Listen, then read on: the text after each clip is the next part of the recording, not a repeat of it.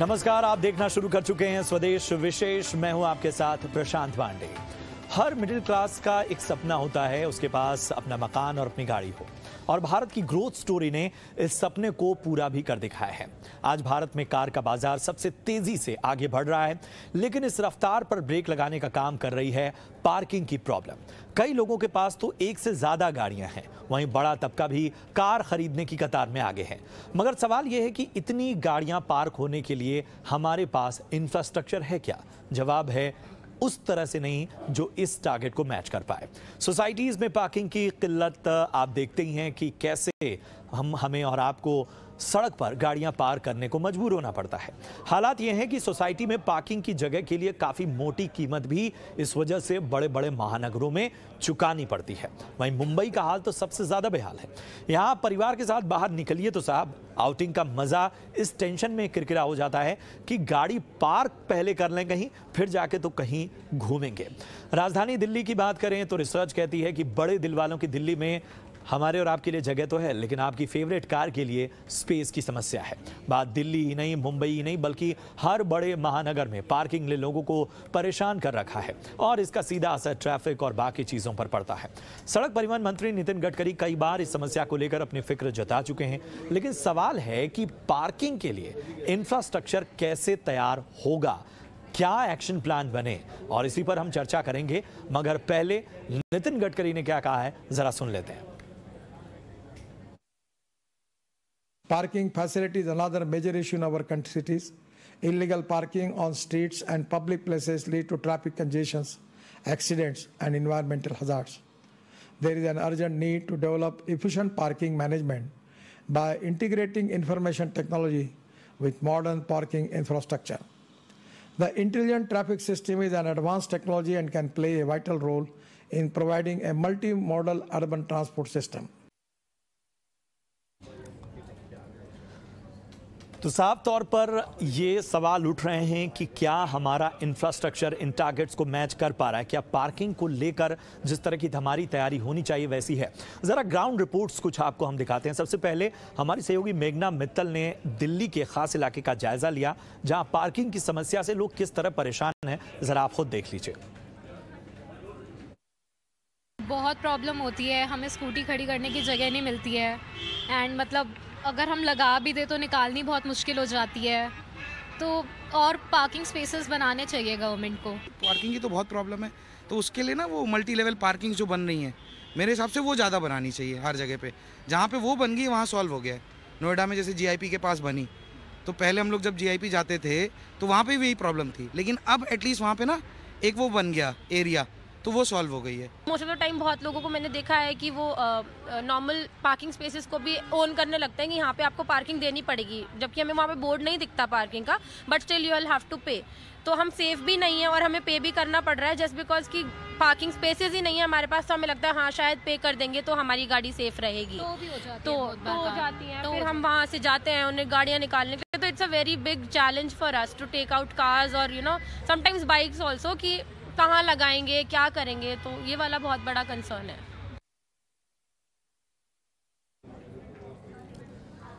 और पार्किंग की दिक्कत जिस तरह से दिल्ली में बढ़ रही है, ये समस्या कितनी बड़ी हो रही है, इसका जायजा लिया हमारे सहयोगी प्रकाश प्रियदर्शी ने।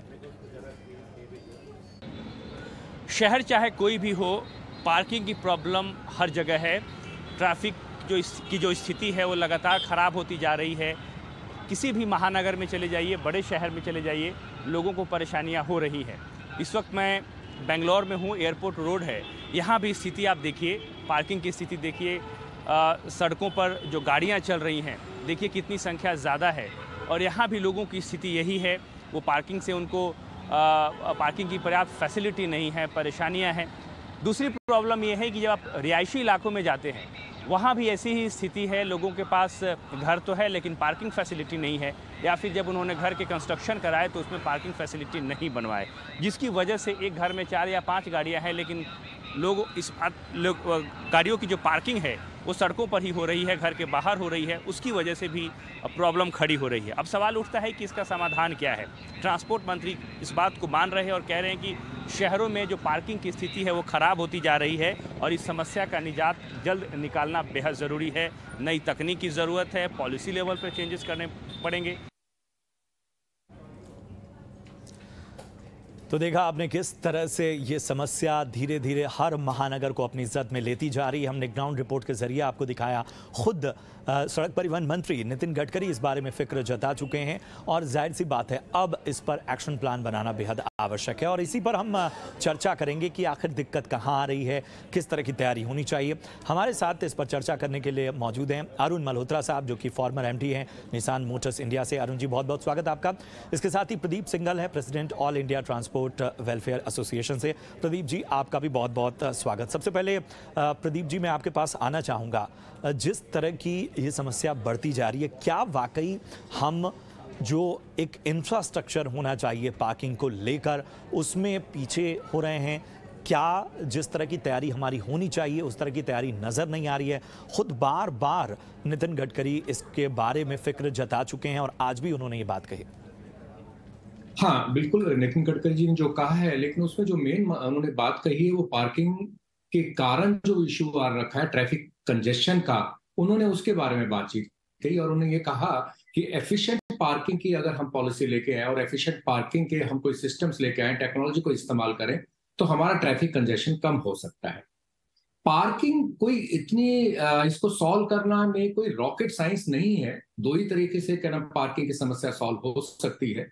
या तो पार्किंग आपको बढ़ानी पड़ेगी, जितनी गाड़ियां की जरूरत है पार्किंग की उतनी पार्किंग आपको क्रिएट करनी पड़ेगी, या आपको पार्किंग की रिक्वायरमेंट को कम करना पड़ेगा गाड़ियों की रिक्वायरमेंट को कम करने के लिए। तो बहुत ही सरल तरीका है, आपको दोनों पक्षों पे काम करना पड़ेगा। आज के समय में महानगरों में जो गाड़ियां इस्तेमाल करने के लिए अगर हम अच्छा पब्लिक ट्रांसपोर्ट सिस्टम दे सकते हैं, सेफ ट्रांसपोर्ट सिस्टम दे सकते हैं जो इकोनॉमिकल हो और प्राइवेट व्हीकल से जिसके अंदर में प्राइसेस आपको कम पड़े, अपनी कॉस्ट कम पड़े, तो बहुत सारे लोग जो है उसको शिफ्ट करेंगे। कल्चर चेंज करना पड़ेगा हमको कि गाड़ी लेना एक स्टेटस सिंबल ना रहे, आपके लिए एक यूटिलिटी की चीज बन जाए। पाथवेज अच्छे कर सकते हैं हम, साइकिलिंग ट्रैक अच्छे कर सकते हैं। ये सारी चीजें करने से हम गाड़ियों की रिक्वायरमेंट कम कर सकते हैं। गाड़ियों की रिक्वायरमेंट कम होगी तो अपने आप में पार्किंग स्पेसेस आते हैं। कुछ रिस्ट्रिक्शंस भी हम लगा सकते हैं हाउसिंग सोसाइटीज के अंदर में कि जिसके पास जितनी पार्किंग स्पेस है उतनी ही गाड़ियां ली जा सकती हैं। तो इस तरह की कुछ चीजें हमें करनी पड़ेंगी ताकि हम गाड़ियों की जो पार्किंग की रिक्वायरमेंट को कम कर सकें, और दूसरी तरह हमें पार्किंग की स्पेस भी बढ़ानी पड़ेगी और अफोर्डेबल भी करनी पड़ेगी, सेफ भी करनी पड़ेगी। आप देखते हैं एयरपोर्ट के बाहर, एयरपोर्ट में गाड़ियां नहीं लगाते लोग, बाहर गाड़ियां खड़ी रखते हैं।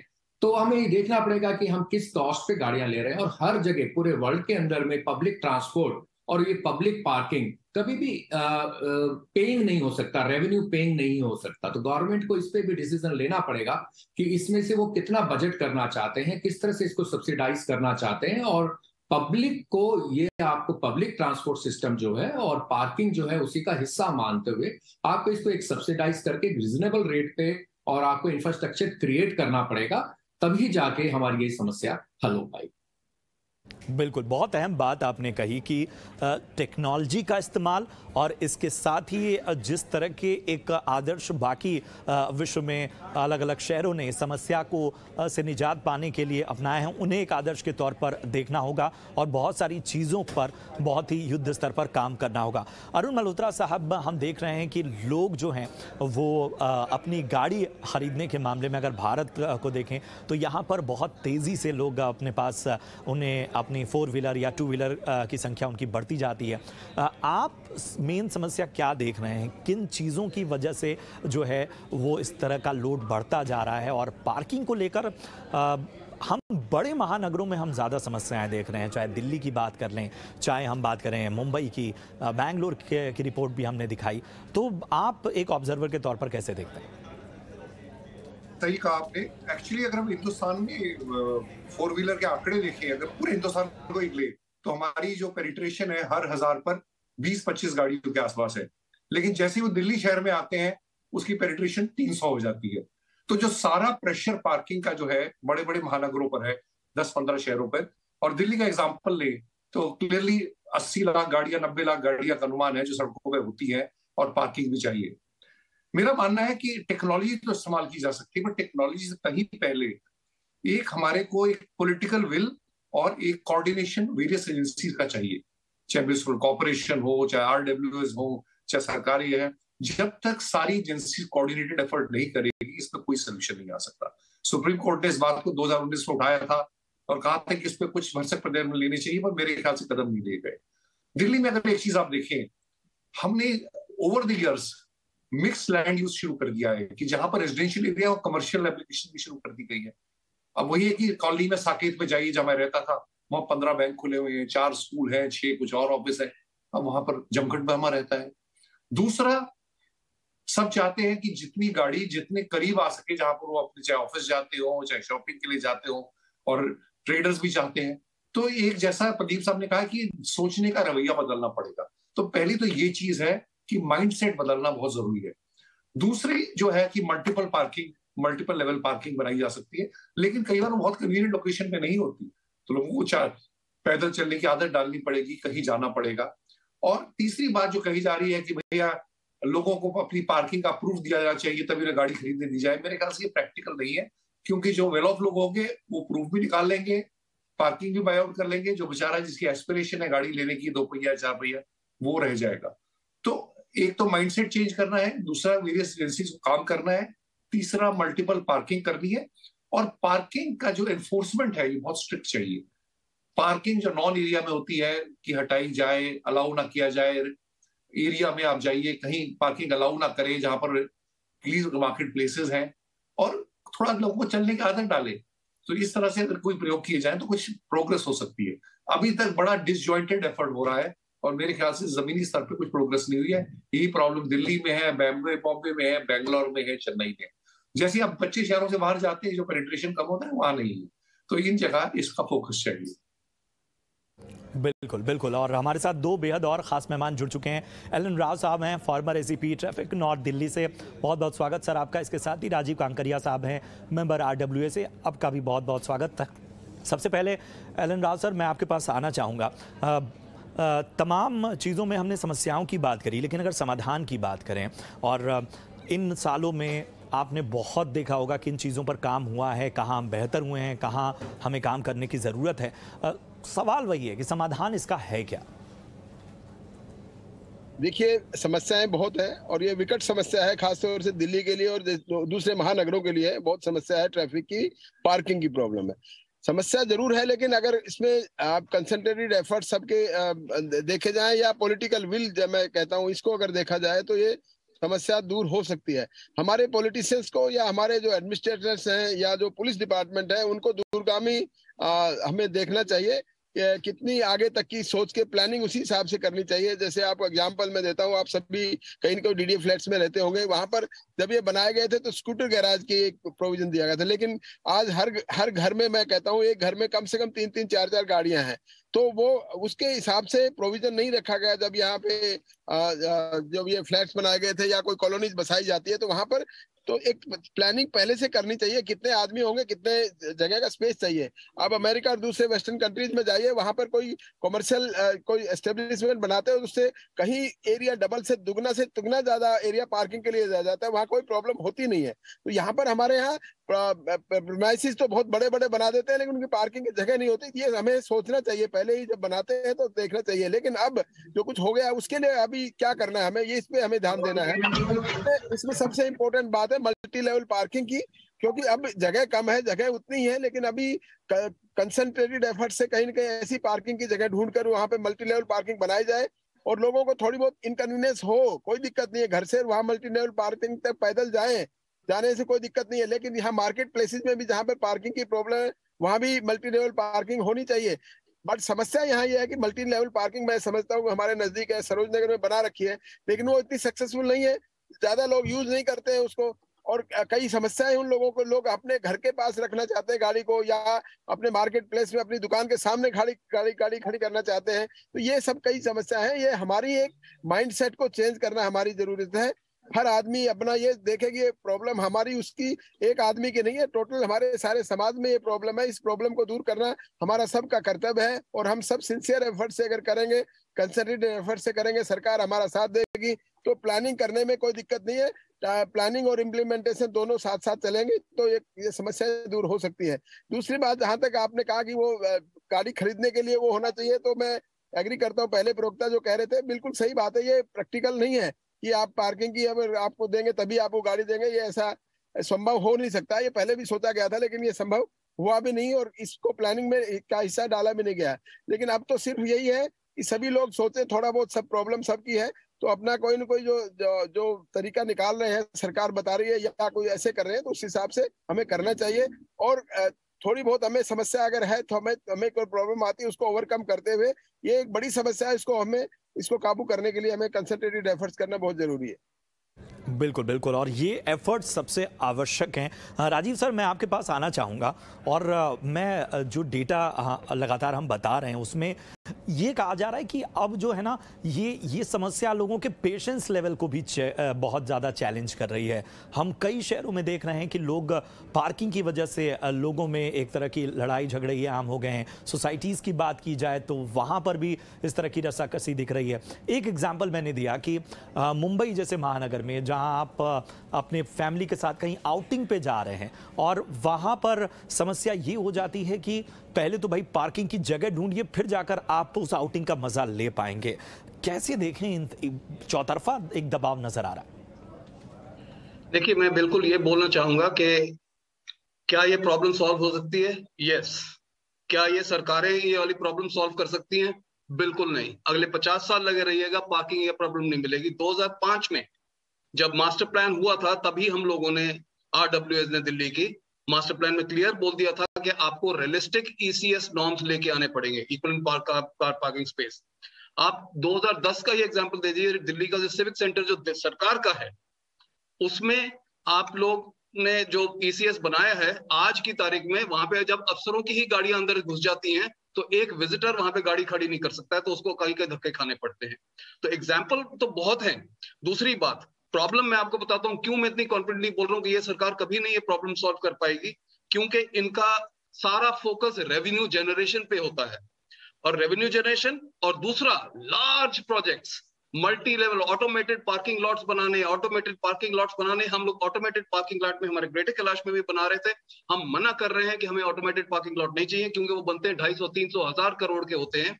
250-300 हजार करोड़ का जो प्रोजेक्ट होता है उसमें ब्राइब्स और जो किकबैक्स होते हैं वो तो बहुत मिल जाते हैं। कन्वेंशनल पार्किंग है, मैं डिज्नीलैंड गया हुआ, कुछ पार्किंग की प्रॉब्लम नहीं है। इतना बड़ा उन लोगों ने मल्टी लेवल पार्किंग लगा हुआ है। You drive to the 5th floor, 10th floor, 15th floor, जहां पे भी जाना है अपनी गाड़ी पार्क कीजिए और जाके कर लीजिए।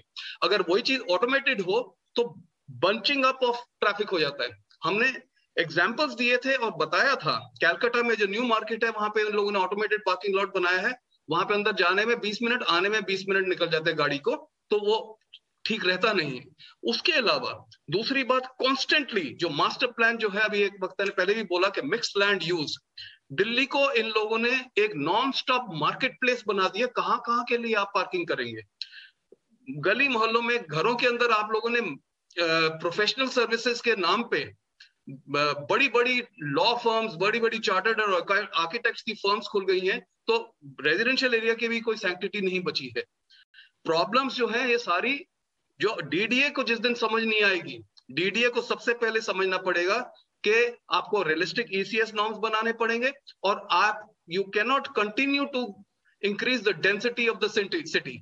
आज अभी कुछ नहीं है, सरोजनी नगर जिस दिन बन जाएगा, वहां पे ओपन गवर्नमेंट क्वार्टर्स होते से कितनी डेंसिटी आप बढ़ा दोगे। एक सिटी की कैरिंग कैपेसिटी होती है। आपने NCR बनाया था ताकि दिल्ली से हम लोगों को आसपास बसा सके।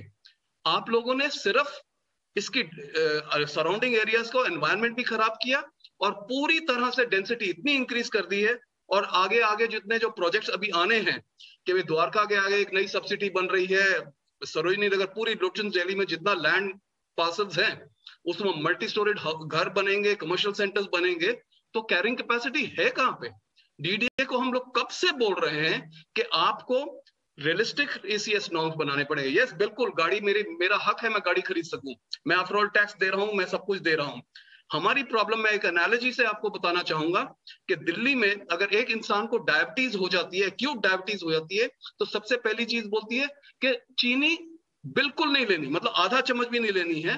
बट उसी आदमी को अगर कोई डॉक्टर ही 3-3 चम्मच चीनी पर पिलाने पे आ जाए एक कप चाय में, तो उस इंसान का क्या हाल होगा। यही जो DDA हमारा डॉक्टर है, वो डेंसिटी इंक्रीज करते जा रहे हैं, तो इसीलिए दिल्ली में प्रॉब्लम सॉल्व नहीं हो सकती है। बिल्कुल हो सकती है, कहीं ना कहीं ये जो पूरा सिस्टम है, ये समस्या के तुरंत समाधान पे तो यकीन करता है, लेकिन लॉन्ग टर्म पर्सपेक्टिव, एक दूरदर्शी सोच नजर नहीं आ रही है। और एक बड़ा अहम सवाल आपने उठाया है कि क्या ये पूरा सिस्टम केवल रेवेन्यू जनरेशन के मॉडल पर काम कर रहा है, लोगों की सहूलियत के बारे में नहीं सोचा जा रहा है। बड़ा सवाल है। प्रदीप सिंघल साहब, मैं आपके पास आना चाहूँगा। बार बार ये देखा जा रहा है कि बाकी सभी एस्पेक्ट्स पर काम किया जा रहा है, लेकिन हम एक उदाहरण के तौर पर जहाँ जहाँ ये व्यवस्थाएं, इस तरह की समस्याएं हैं, वहाँ से कुछ नहीं सीख रहे हैं। ऐसे में जिस तरह के सवाल कांकरिया साहब ने उठाए हैं, आप इससे कितना इत्तेफाक रखते हैं? देखिए, उन्होंने बहुत ही वैलिड पॉइंट्स उठाए हैं, लेकिन उनके पॉइंट सारे दिल्ली के संदर्भ में है कि भाई दिल्ली के अंदर हमारी जो पॉपुलेशन इतनी एक्स्ट्रा ऑर्डिनरी तरीके से बढ़ रही है, तो वो जो इंफ्रास्ट्रक्चर है उसको कॉप अप नहीं कर पा रहा। बिल्कुल इसमें कोई डिसएग्रीमेंट नहीं है, बिल्कुल यही बात है। और लास्ट के अंदर में तो देखिए, अथॉरिटीज को ही डिसीजन लेना पड़ेगा, लॉन्ग टर्म पॉलिसीज के अंदर लेना पड़ेगा। मास्टर प्लान के अंदर में तो जो कुछ ना कहा जाए वही काफी है कि आज हम 2 करोड़ की पॉपुलेशन पे बैठे हुए हैं और हम 2021 के क्या नाम कि भी गवर्नमेंट को अपने सारे एक्ट्स को साथ में लेके आना पड़ेगा। सेकंड जो उन्होंने बात कही, जिससे मैं इत्तेफाक रखता हूं, ये है कि जो पब्लिक ट्रांसपोर्ट और पब्लिक यूटिलिटी, जैसे पार्किंग भी उसी में आएगी, उसमें आप रेवेन्यू मॉडल नहीं क्रिएट कर सकते। पूरे वर्ल्ड वाइड ये बिल्कुल देखा गया है कि पब्लिक ट्रांसपोर्ट अधिकतर घाटे में ही रहता है, और आपको एक पब्लिक एट लार्ज को एक सर्विस करने के लिए इस तरह की चीजों को आपको सब्सिडाइज करना पड़ता है और एक सिस्टम क्रिएट करना पड़ता है जिसमें आप रेवेन्यू मॉडल नहीं देखते, यूटिलिटी मॉडल देखते हैं। तो इस तरह की चीजों पर आपको ध्यान देना ही पड़ेगा। अगेन मैं यही कहूंगा कि जैसे सिंगापुर के अंदर में है कि गाड़ियों को लेने के लिए लाइसेंस देना पड़ता है और उन्होंने रिस्ट्रिक्ट किया हुआ है। हमें कुछ ना कुछ उस तरह से भी सोचना पड़ेगा कि हम गाड़ियों को कैसे रिस्ट्रिक्ट कर सकते हैं। हो सकता है कि ये चीज अच्छी ना लगे कि भाई हम लोग कहें कि भाई गाड़ियों को हम एक लाइसेंस के अंतर्गत बेचें, वो शायद ना पसंद आए। हर आदमी चाहता है, उसकी एस्पिरेशन होती है गाड़ी लेने की, लेकिन तब भी कहूंगा कि कुछ रिस्ट्रिक्शंस, कुछ इनोवेटिव रिस्ट्रिक्शन शायद इस पैनल के डिस्कशन से आए कि किस तरह से हम दिल्ली में गाड़ियों को रिस्ट्रिक्ट कर सकते हैं, ये हमें देखना ही पड़ेगा। यहाँ मैं एक पॉइंट और भी कहना चाहूंगा, क्योंकि मैं रोड ट्रांसपोर्ट के अंदर में गुड्स ट्रांसपोर्ट से जुड़ा हुआ हूँ। All India transport welfare association goods transport की एसोसिएशन है। तो आप देखेंगे कि जो बड़ी गाड़ियां हैं, इनको हम लोगों ने रोक दिया ट्रक्स को कि वो रोड के ऊपर में आने से, दिल्ली में आने से पहले हम उनको रोक देते हैं। कोशिश ये करते हैं कि वहां हब्स बना के छोटी गाड़ियों में मटेरियल अंदर आए। लेकिन इन रियलिस्टिक में आप देखेंगे तो जो बड़ी गाड़ियां आ रही थी, वो उनकी पार्किंग की जो प्रॉब्लम थी वो कम थी, और जब से छोटी गाड़ियां हो गई हैं और जो पूरी दिल्ली में सारे टाइम रहती हैं, उनके अंदर में पार्किंग की स्पेस ज्यादा था। तो हम लोगों ने ये एक कहा था, ये भी एक हम लोगों ने सजेशन दिया था कि आपको मार्केट के नजदीक में कमर्शियल व्हीकल के लिए भी पार्किंग की स्पेस देनी पड़ेगी। आप टाइमिंग्स कम कर दीजिए, सिर्फ रात में गाड़ियां आए, वहां खड़ी हो, रात को गाड़ी अनलोड करें और उसके बाद के अंदर में वहीं से इसके बीच में उसके बाद में वो उसी चीज के अंदर में वहां से चले जाएं और गाड़ी वहां पर, तो इसलिए कहीं भी कोई रिस्ट्रिक्शन ना हो। तो इस तरह की चीजों के अंदर में बिल्कुल बहुत प्रैक्टिकल होके सोचना पड़ेगा। और एक सवाल ये भी है, और अरुण जी मैं उस सवाल के साथ आपके पास आना चाहूंगा, क्या वक्त है कि हम शहर दर शहर जो समस्या है उसको बहुत ही स्पेसिफिक होके टैकल करें? हमने कुछ तय मानक बना लिए हैं, हमने कुछ कागज पे कुछ ऐसे नियम बना रखे हैं जो हम हर जगह अप्लाई कर दे रहे हैं। हमें लग रहा है कि उस शहर में भी दिल्ली और मुंबई की डेमोग्राफी, दिल्ली और मुंबई की समस्याएं, ये दोनों अलग अलग हैं, लेकिन हम देखते हैं कि कमोबेश एक जैसे सोल्यूशन निकालने की कोशिश होती है। कहा कि हर एक स्टेट की, हर एक शहर का अलग नजरिया होता है। अगर आप देखें बॉम्बे में सेम पॉपुलेशन में 3 टाइम्स लोग रहते हैं, और अगर प्रॉब्लम ट्रैफिक की देखें या पार्किंग की देखें तो शायद बराबर है। तो कहीं ना कहीं बॉम्बे ने कहीं ना कहीं बेटर प्लानिंग की है, रिलेटिवली मैं कह रहा हूं। तो दिल्ली में जहां तक हमारी बात ये है, दिल्ली में काफी ओपन एरियाज हैं जो अवेलेबल हैं, जो गवर्नमेंट को खाली पड़े होते हैं, उनको एक डेडिकेटेड पार्किंग एरिया बनाया जा सकता है। और एक मास्टर प्लान जो है, चाहे वो म्युनिसिपल कॉर्पोरेशन हो, स्टेट गवर्नमेंट हो, चाहे एनसीआर का एंटायर एंटिटी हो, उस पर एक ज्वाइंटली अगर वर्क किया जाए तो दिल्ली में डेफिनेटली पॉसिबल है। दूसरी बात है कि बजट की बात आती है कि ये मल्टीपल लेवल पार्किंग कैसे बनेगी।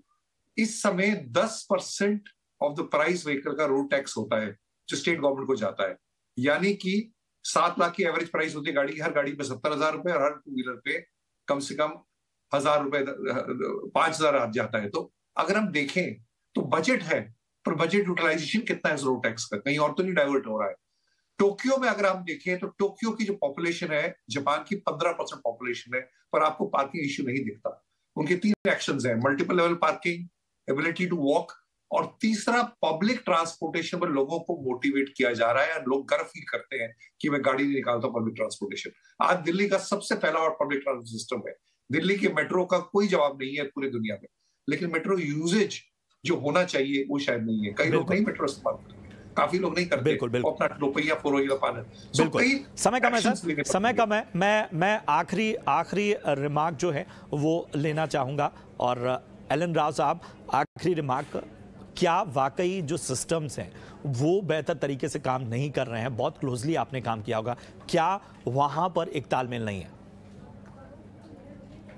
तालमेल की बहुत सख्त जरूरत है, और वहां पर कोई सिस्टम है ना, तालमेल का कोऑर्डिनेशन इनका काम है। मैंने देखा, मैं एसीपी ट्रैफिक था नॉर्थ डिस्ट्रिक्ट में 2007-8 में, तब से बात कर रहा हूँ। उसके बाद में जब डीसीपी हुआ तब भी मैं देख रहा था दिल्ली पुलिस में क्या क्या कर रहे हैं। तालमेल है इसमें, रोड कंस्ट्रक्शन का, जैसे रोड का जो इंजीनियरिंग सिस्टम है उसका है, दूसरा जो हम बनाते हैं, कोई प्रेमाइसिस बनाते हैं या गवर्नमेंट पॉलिसीज होती हैं, तो ये सब अपने अपने ढंग से काम चलते हैं। लेकिन मैं सोचता हूँ कि अगर ये सब मिलकर एक प्लेटफॉर्म पे बात करें और इस समस्या को एड्रेस करना चाहें तो इनका हल निकल सकता है। हमारे देश में बुद्धिजीवियों की कमी नहीं है, लेकिन कोई अगर इसको सोल्व करने की नियत से सोल्व करना चाहे एक पेज पर आना होगा। और यही एक राय है कि लोगों की बेहतरी के लिए आपको एक पेज पर आना होगा। बहुत बहुत शुक्रिया करेंगे राजीव काकरिया साहब, इसके साथ ही अरुण मल्होत्रा साहब, प्रदीप सिंघल साहब, और इसके साथ ही एलन राव सर, आप सभी का बहुत बहुत धन्यवाद। इस खास चर्चा के लिए समय कम है, माफी चाहूंगा, लेकिन बहुत ही बेहतर चर्चा रही। और निष्कर्ष इस चर्चा का यही निकला है कि सिस्टम हो, उसे लोगों की बेहतरी के लिए अगर काम करना है तो उसे एक पेज पर आना होगा।